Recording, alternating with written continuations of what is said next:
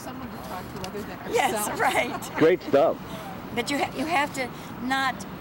So, the question is, what do we do about this, and how can we get rid of our debt-based banking system, and how can we have a democratic monetary system? And that when we say federal, it really would be federal. So what we want to do is go to a we the people democratic monetary policy, and such legislation already exists to do that. Do you know what it is? Well, how? Do you know, what do you mean by that? You're right, we already have the means to make our own money. That's right, in our Constitution. But in addition to that, a bill has just been introduced into Congress last year and again this year by Coleridge, called the NEED Act, and it stands for National Employment Emergency Defense Act, and it's House HR 2990, and it has three parts to it. The first part is to put the Fed under the Treasury, so no more private. Get rid of the private banking system, but the Fed is still part of the monetary system of the Treasury. There are a lot of people who work right now for the Fed, and there are a lot of people who work for the Treasury. So we need those people, because we need them to be able to tell our Congress how much money we need. You know, that's one of the things that the Fed does now. What the Fed says it does is to stop inflation. And one of the ways to do that is to know how much money to put into the economy.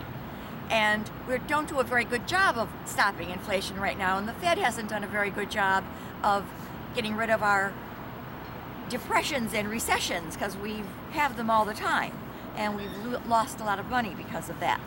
So what we want to do is have people who know how to introduce money into the system. And what the second part of this, I'm probably going to keep overlapping different parts here, is that the government will spend its own money into the economy.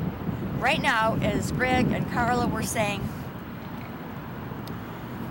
we borrow our money from the Fed, because if you look at the dollar, it says Federal Reserve note. It's not a U.S. note, as it should be. And then we pay interest on it. And we shouldn't be doing that. It's terrible waste of money, and it causes the national debt in part. So,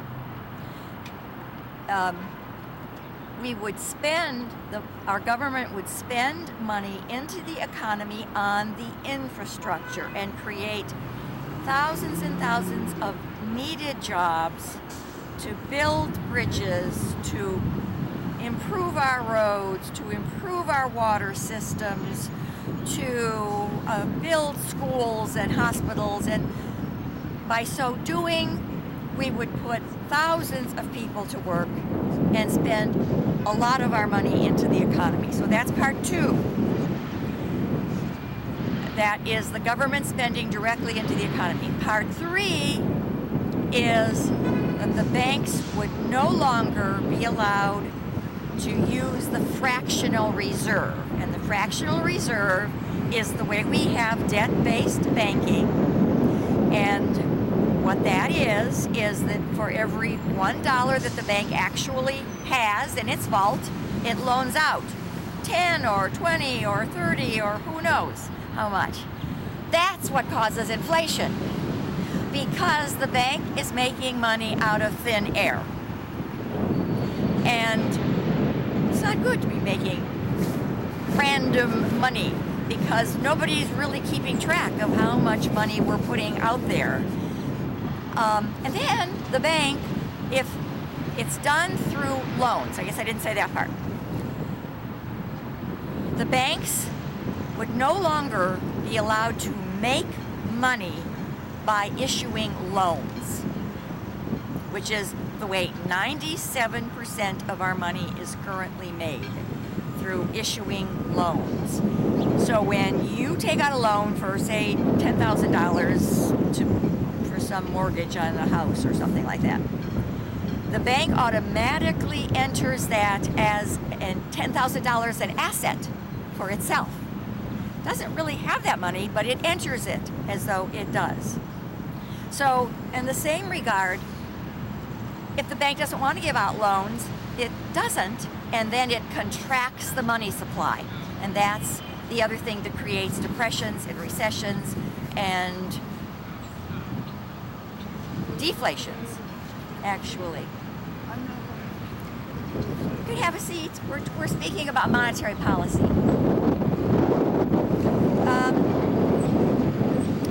So those are the three parts of the Needs Act that Dennis Kucinich has created along with Stephen Zarlinga. So why don't we open this up to you? And do you have any questions that you'd like to ask us about? It sounds like you know a bit about this. How do you know all these things? Oh, you volunteer for Kucinich. For Kucinich, oh great. Okay. And you seem to know a lot about these things too, or you are? I listen. You're a good listener? Yes. He's my roommate. He has to listen. Oh, I'm sorry. Yeah, it's on the back of the... Yeah.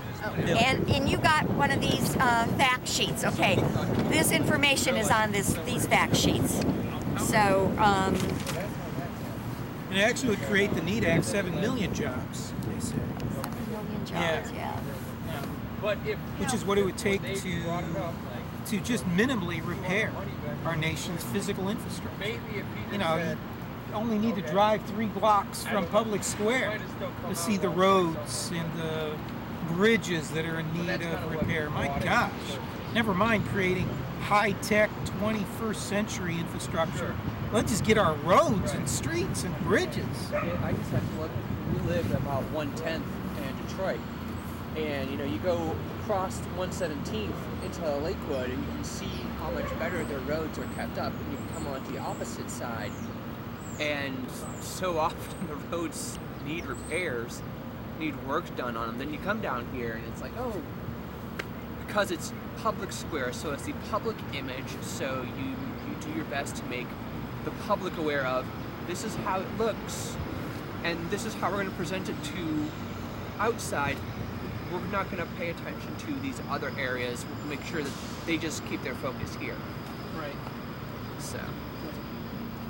Now, I realized in doing some of my preparation for today that the number one responsibility of the Federal Reserve Bank is to create this Federal Reserve System, is to create employment. Just the opposite. They're the most dismal failures in the world. Yeah, because they allowed the housing bubble to take place. Alan Greenspan did nothing to stop the housing bubble. Yeah, to create employment and to regulate the to make sure that there's the right amount of currency so that you don't have inflation or deflation. So you're always supposed to be adjusting the volume of currency in our society so that it's the right amount. And they say, it's healthy to have a little bit of inflation every year, maybe 1 or 2%, something like that. That's the job of the Fed, along with employment. Well, it seems like there's a pattern here with the capitalists. Every 20 years or so, they come and rip off the people. You remember the saving loans scandal that nobody talks about no more? Keaton, and then about Joe Kennedy had insider trading before the stock market crashed. And it seems like it's like a broken record, but people forget and they come back for more. I don't know. Well, it goes back. I mean, it goes all the way back, to the 1830s. It seems like every about 20 years, there's either been a serious recession, if not depression. And that's largely been due to the banks. Again, they're the ones whose corporate hands, if you will, are on or claw is on the spigot determining the flow. And if you turn it on and a lot of money is issued, then you have inflation. And a lot of people can be hired, a lot of economic activity happens, although you debase the money system. But if you turn it off, then guess what? There's not enough money in circulation to meet the needs, and you have a depression. And so 1850s, 1870s, 1893, there was a big depression. 1907, a big recession. Of course, the 30s. Sort of missed the 50s, but I think that was largely due to the war and the boom. You know, we had no economic Also, competitors there was significant regulation put in place during the 30s. during the 30s. Yeah. And that worked until it was dismantled under President Clinton, I thought it was Ronnie. He's the one that started it, though, right? right? But it was President Clinton who Oh, yeah. signed the repeal of the Glass-Steagall. Yeah. But deregulation, Reagan did a lot. Yeah, he started the ball to running. deregulate it, And Clinton continued that. especially with Glass-Steagall. Well, I'm out of here. Well, Banks, Yep. you're under the microscope. But I think the distinction needs to be made.